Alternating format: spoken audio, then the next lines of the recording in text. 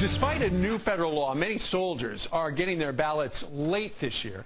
In 2009, Congress passed the MOVE Act, which states Americans stationed overseas must get their ballots, absentee ballots, 45 days before an election to ensure that their votes are counted. That's pretty simple.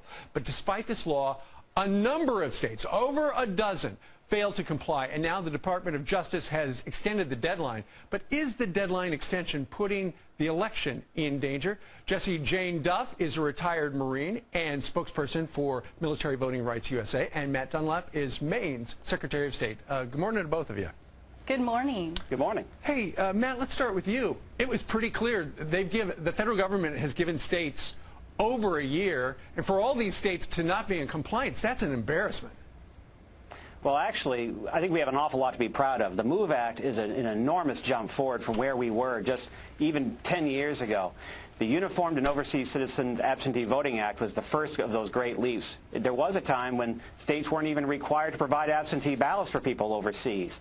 The MOVE Act takes us a much greater step forward. It actually provides for an electronic delivery of ballots, electronic request of ballots, and right now all the ballots are out. So looking at across the country, there are portions of states that have not been able to comply on time, but the ballots are out, and looking at the whole scope of things, the level of compliance is really pretty impressive. Well, the problem is, I mean, if you're a service personnel member living in New York originally and you're overseas, your ballot won't officially count until November 24th. Jessie Jane, and that is way past when people are going to be on TV telling people who won.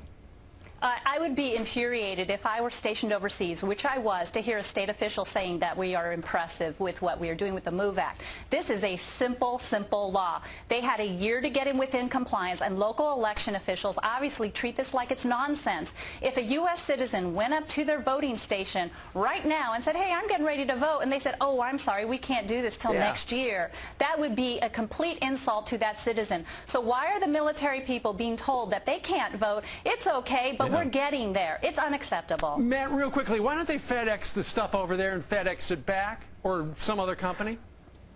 Well, the Federal Voting Assistance Program actually is providing free express mail for military families overseas. So that the return part of it's being taken care of that way. They can request electronically. In Maine, we had about 665 overseas voters request their ballots prior to the 45-day deadline. Well, only 71 of them made that request electronically. So Jessie Jane, real quickly, this is an embarrassment, isn't it?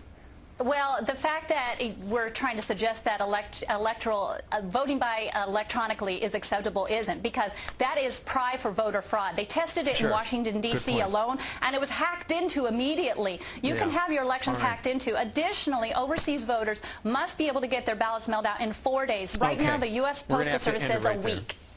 It is quite a controversy, the MOVE Act not working out. Jessie Jane and Matt, we thank you very much for joining us live.